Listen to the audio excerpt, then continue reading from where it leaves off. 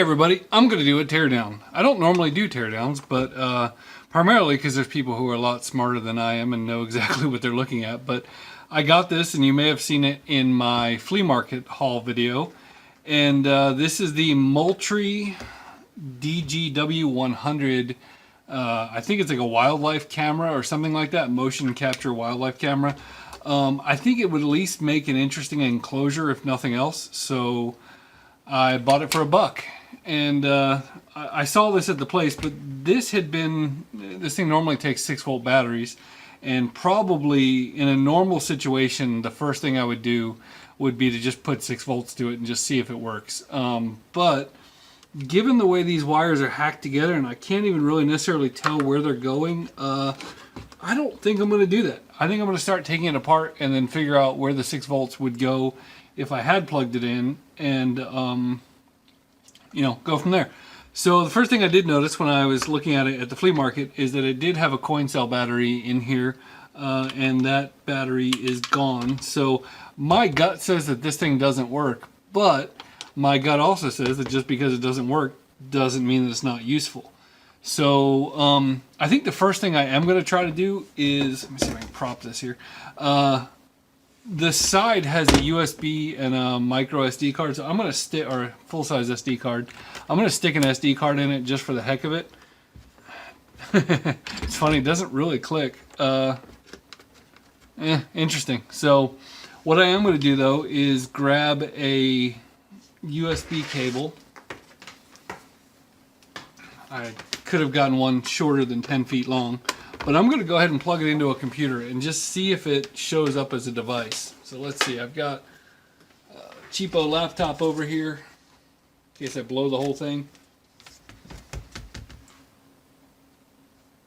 And we got nothing. We got no sound, no beep, nothing indicating that this does anything. So that's strike one on that, but that's okay. I didn't really want it for the camera.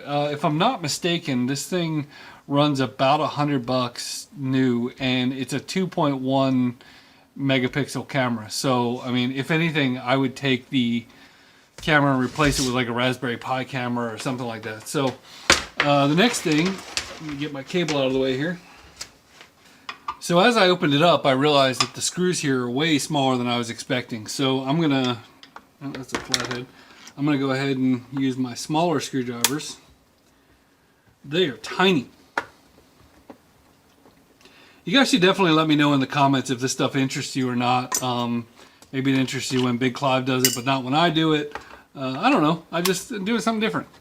I need to get my hands dirtier. Writing software all day has gotten me just doing the same thing over and over and over again. So even though I get to work on different projects, it's sitting, and I don't want to just sit. So I'll sit over here and unscrew stuff. I'm going to get my SD card back. Oh, that actually did stick. It really stuck, like so much so that it's not coming back out. That's why I only used a 2 gig card. Okay, there we go. So screw number 3. I wish you guys would comment more, negative or positive. Like, I just want to hear what you guys think, and I want to talk to the people that I make these videos to. One of the things, writing software for myself, I sit in the office all day by myself, so I don't really talk to anybody. So unless I'm doing tech support or something like that, I want to hear from you guys. Let me know what's going on in your world. What are you working on? Okay, so we got this out. Now these 2 screws are stuck here, so I'm going to try to dump this over and try to get these screws before I lose them. They're pretty dang stuck. Okay, I'll let them go. Alright, so we've got giant capacitor. Alright, now the first thing is I don't really care about that real-time clock battery, so I'm going to go ahead and cut that. I'll cut it right in the middle in case I decide I want to rejoin it. Okay, and now we've got our other post here for ground, and I'm going to go ahead and cut that also, because I don't expect that this thing's going to work. So let's see here. Is there anything obviously blown up about it? No. So why don't we do this? Why don't we hook it up to 6 volts now and see what it has to say? Okay, so I think that there's probably about a 3% chance that anything is actually going to light up when I connect this thing, but I've gone ahead and set my bench power supply for 6 volts, and I'm going to clip over here onto the positive, and I'm going to clip over here on the negative. Oh, we got a laser. Holy cow, I probably should have... I'm sitting here staring over this thing, and the only thing that turns on is a laser, like right in my face. Okay, so laser works. Oh, hey, the LCD works. Setup date and time. Okay, very interesting. So now we got something here. Now erase images. No. Let's stick that SD card back in there. I don't expect this camera to work, but we're gonna try it anyway. We're gonna. Let's see what it says here. Okay, so we're gonna select, tell it to erase the images and see what happens. Done. Okay, so it says it erased the images on the card. All right, let's go back here to the mode. Oh, hold on, status light came on. Interesting. Oh gosh.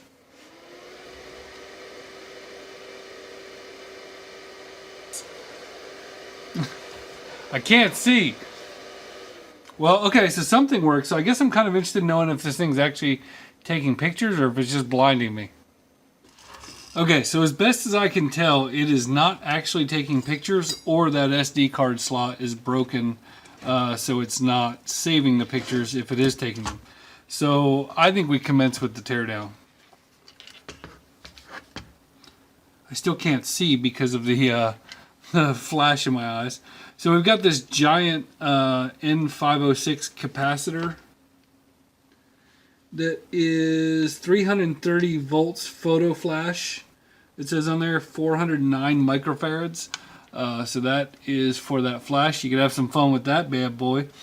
Let's see here. We got a couple of screws. So let's take this thing apart a little bit more. This little chip down here is a Toshiba chip. It's a Toshiba XB1772. No idea what that is. I should just charge this capacitor, but I'm going to live on the edge.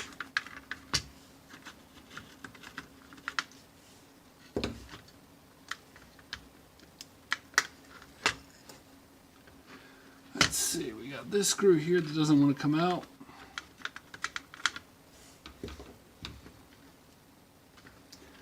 Now there's a connector down here that I don't know if you can see, but it does not look, I can't tell if that's just going to lift straight out or not.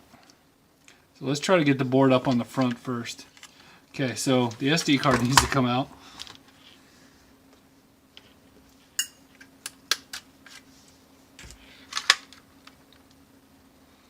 Now we're still stuck over here by the USB port. There we go. And now this thing should just lift right out, and it does. Okay, so we have our SD card slot, which I'm guessing would be repairable if I cared. Our photocell, this is actually TV out, which is kind of interesting. So there may be a way to make this thing work as a TV out thing. That is the camera sensor. That's the bare camera sensor right there on the board. There's this Zoran ZR36440 BGC. Don't know what that is. And we have an ISSI chip over here. So I'm guessing this stuff pretty much all has to do with image processing and all that stuff. So let's go ahead. We've got the laser diode right here, which obviously works because I almost blinded myself with it.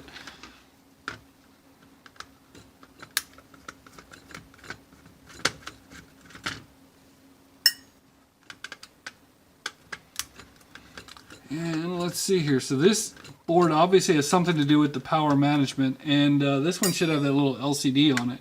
So I wonder what kind of microcontroller we have in here. I mean, you've got a complete menu system and all that stuff. So, you know, they've got something that's been coded and probably upgradable. Okay, so it seems like the PIR sensor is kind of holding it together, and there could be something under this glue. There we go. Okay. So this chip here pretty clearly looks like a microcontroller, just labeled 22R.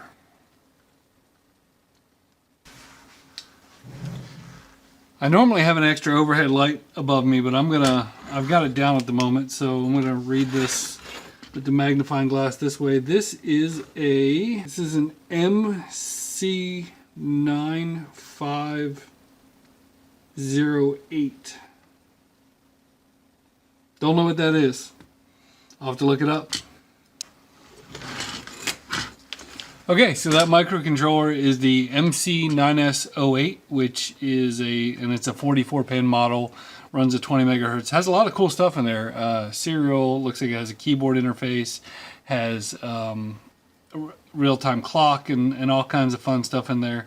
At least one thing's for sure, I'm guessing that we could trigger something with it. So we have the PIR sensor here. So really most of what we need to control the thing is sitting right here. You've got the PIR, which is what it uses to trigger something, and then these have to be some form of GPIO pins because they're telling the camera to fire. So essentially we could do whatever we wanted when this thing senses something, which again, something you do with any Arduino. But what could I do fun with this thing? What would you guys like to see me make? What could we do to take advantage of the fact that we have an LCD on the front that we can program and have this menu system?